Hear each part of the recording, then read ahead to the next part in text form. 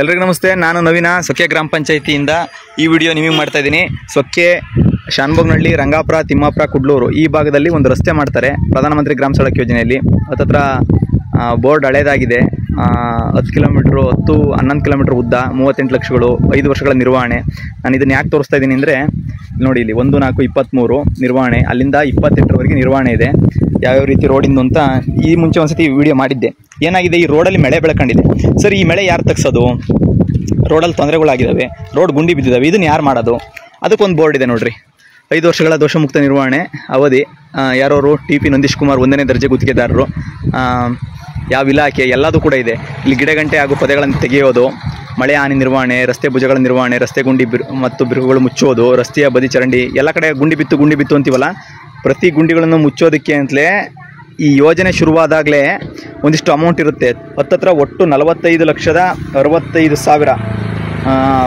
ಈ ವರ್ಷ ನಮಗೆ ಮೇಂಟೆನೆನ್ಸ್ ಇರೋದು 25-26ನೇ ಸಾಲಲ್ಲಿ 9,12,000. ಈ ಮೇಂಟೆನೆನ್ಸ್ ಪೀರಿಯಡು ಆಗಿದೆಯಾ ಆಗಿಲ್ವಾ? ಏನಾಗ್ಬಿಡ್ತು, ನಮ್ಮ ಗ್ರಾಮ ಪಂಚಾಯತಿ ಮೆಂಬರು ಮೊನ್ನೆ ಅಧ್ಯಕ್ಷರು ಮಳೆ ತಗ್ಸ್ಬಿಡೋಣಪ್ಪ ಅದನ್ನು ಅಂದರು. ಯಾರ ದುಡ್ಡಲ್ಲಿ? ಮತ್ತೆ ನಮ್ಮ ದುಡ್ಡಲ್ಲೇ, ಗ್ರಾಮ ಪಂಚಾಯತಿ ದುಡ್ಡಲ್ಲಿ. ಅದನ್ನು ನಾವು ಯಾಕೆ ಮಾಡಬೇಕು? ಇವರು ಯಾರು ಗುತ್ತಿಗೆದಾರರಿದ್ದಾರೆ, ಆಯಿತು ಇದನ್ನು ನನಗೆ ಯಾಕೆ ಹೇಳ್ತಿದ್ದೀರಪ್ಪ ಅಂತ ನೀವು ವಿಡಿಯೋ ಮಾಡಿ ಅಂತ ಹೇಳ್ತಿದ್ದೀರಾ? ಇಲ್ಲ, ಈ ವಿಷಯಗಳನ್ನೇ ನಮ್ಮಿಂದ ಮುಚ್ಚಿಟ್ಟಿರೋ ಅಂಥದ್ದು.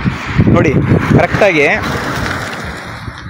ಇದರ ಮೇಂಟೆನೆನ್ಸ್ ಮಾಡ್ಬೇಕಾದ್ರೆ ಯಾರು, ಏನು, ಇದ್ರ ಅಮೌಂಟ್ ಎಷ್ಟು ಅಂತ ನಮಗೆ ಗೊತ್ತಾಗಿದ್ದಿದ್ರೆ, ಮೋಸ್ಟ್ಲಿ ನಾವೆಲ್ಲರೂ ಕೂಡ ಜಾಗೃತರಾಗಿದ್ದಿದ್ರೆ, ನಮ್ಮ ದುಡ್ಡು ಇದು ಯಾರಪ್ಪನ ದುಡ್ಡು ತಗೊಂತೀವಲ್ಲ, ಇದು ನಮ್ಮ ಅಪ್ಪಂದೇ ದುಡ್ಡು ಅಂತ ನಮಗೆ ಗೊತ್ತಾಗಿದ್ದಿದ್ರೆ, ನಮ್ಮದೇ ದುಡ್ಡು, ನಮ್ಮದೇ ಟ್ಯಾಕ್ಸ್ ಮನಿ ಅಂತ ಗೊತ್ತಾಗಿದ್ದಿದ್ರೆ, ರಸ್ತೆ ಗುಂಡಿ ಬಿದ್ದಾಗ ಆ ಸರ್ಕಾರ ಈ ಸರ್ಕಾರ ಅಂತ ಕೂಗಾಡೋದ್ರ ಬದಲು ಈ ಥರ ಮಾಹಿತಿ ಇದ್ದು ಸಂಬಂಧಪಟ್ಟಂತೆ, ಈಗ ನಾನು ಇದನ್ನು ಗ್ರಾಮ ಪಂಚಾಯತಿ ಸದಸ್ಯನಾಗಿ ನನ್ನ ಜವಾಬ್ದಾರಿ, ನಾನು PD ಅವರಿಗೆ ತಿಳಿಸ್ತೀನಿ. ಅಧಿಕಾರಿ ವರ್ಗ ಏನು ಮಾಡಬೇಕು, ಅವ್ರು ಗುತ್ತಿಗೆದಾರರು ಯಾರಿದ್ದಾರೆ ನಂದೀಶ್ ಕುಮಾರ್ ಅವರಿಗೆ ಹೇಳ್ತಾರೆ, ಎಲ್ಲಿ ಗುಂಡಿ ಬಿದ್ದಿದೆ ಅದನ್ನು ಸರಿ ಮಾಡಬೇಕು, ಮತ್ತು ಎಲ್ಲಿ ಗಿಡ ಗಂಟೆ ಬೆಳೆದಿದೆ ರಸ್ತೆ ಅಕ್ಕಪಕ್ಕದಲ್ಲಿ ಅದನ್ನು ಸರಿ ಮಾಡಬೇಕು. ಇದಿಷ್ಟು ಕೆಲಸ ಅವ್ರು ಮಾಡಬೇಕು.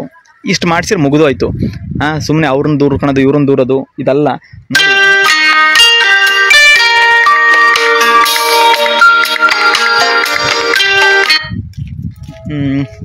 ನೋಡಿ, ಇಲ್ಲಿ ಇದು ಇಲಾಖೆ ಬಂದು ಯೋಜನಾ ಅನುಷ್ಠಾನ ಘಟಕ ಯೋಜನಾ ವಿಭಾಗ, ಚಿಕ್ಕಮಗಳೂರು, ಕರ್ನಾಟಕ ಸರ್ಕಾರ. ಆರ್ಥಿಕ ಏನಿದು ಇಳಿಸೋಗಿದೆ. ಈ ಬೋರ್ಡ್ಗಳಿಗೂ ಏನೇನೋ ಅಂಟಿಸ್ಬೇಡಿ, ಈ ಬೋರ್ಡ್ಗಳನ್ನ ಕಾಪಾಡ್ಕೊಳ್ಳೋದ್ರಿಂದನೇ ಸರಿಯಾಗೋದು. ಓಕೆ, ಭಾರತ ಸರ್ಕಾರದ ಗ್ರಾಮೀಣಾಭಿವೃದ್ಧಿ ಮಂತ್ರಾಲಯ. ಇದಕ್ಕೀಗ ನಾವು ದೂರನ್ನು ಕೊಡಬೇಕು. ಹೆಂಗೆ ದೂರನ್ನು ಕೊಡೋದು? ಒಂದು ಲಿಖಿತ ರೂಪದಲ್ಲಿ ನಾವು ಪಂಚಾಯತಿಯಿಂದ ಕೊಡ್ತೀವಿ.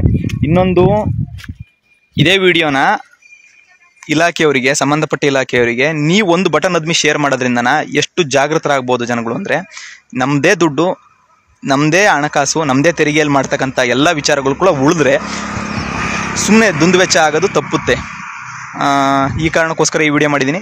ಇದು ಸರಿ ಅನಿಸಿರೆ ಇದೇ ಥರ ಜನ ಜಾಗೃತಿ ಆಗಬೇಕು, ಪಾರದರ್ಶಕ ಆಡಳಿತ ಬರಬೇಕು, ಲೆಕ್ಕ ಬುಕ್ಕು ಕೊಡಬೇಕು, ಇದೆಲ್ಲ ಬೇಕು ಅನಿಸಿರೆ ನೀವು ಮುಂದರಿಗೆ ಶೇರ್ ಮಾಡ್ತೀರಾ. ಇದೇ ಥರ ಎಷ್ಟೋ ರೋಡ್ಗಳು, ಎಷ್ಟೋ ಗುಂಡಿಗಳು ಬಿದ್ದವೆ. ಬೆಂಗಳೂರಲ್ಲಿ ಅದೆಷ್ಟೋ ಗುಂಡಿ ಬಿದ್ದವಂತೀವಿ, ಹಂಗಂತ ಹಿಂಗಂತ. ಆಯಿತು, ಗುಂಡಿ ಬಿದ್ದರೆ ಅದನ್ನು ಮುಚ್ಚಕ್ಕೆ ಒಂದಿಷ್ಟು ದುಡ್ಡು ಅಂತೂ ತೆಗೆದಿಟ್ಟಿದ್ದಾರೆ. ಅದಕ್ಕೆ ಯಾಕೆ ಇಷ್ಟೊಂದು ಅವ್ರ ಮೇಲೆ ಆರೋಪ, ಇವ್ರ ಮೇಲೆ ಆರೋಪ ಮಾಡ್ತೀರಾ? ಇದನ್ನು ಮಾಡಿದ್ರೆ ಮುಗ್ದೇ ಹೋಯ್ತಲ್ಲ. ಇದಕ್ಕೊಂದಿಷ್ಟು ದುಡ್ಡು ಇಟ್ಟಿದ್ದೀರಾ. ಗುಂಡಿ ಬೀಳೋಕ್ಕೂ ಮುಂಚೆ ಇಷ್ಟು ದಿನ ಮೇಂಟೆನೆನ್ಸ್ ಅಂತ ಪೀರಿಯಡ್ ಇದ್ದಾವೆ, ಇಷ್ಟು ಮಾಡ್ತಾ ಇಲ್ವಾ? ಇದನ್ನ ಲೆಕ್ಕ ಮಾಡೋದು ಬಿಟ್ಟು ಬರೇ ಬೇಡವಾದ ಚರ್ಚೆಗಳು ಮಾಡ್ತಾ ಇದ್ದಾರೆ. ಬೇಡವಾದ ಚರ್ಚೆಗಳು ಬೇಡ. ಪ್ರಜಾಪ್ರಭುತ್ವ ತುಂಬ ನೀಟಾಗಿದೆ ಕಣ್ರಿ.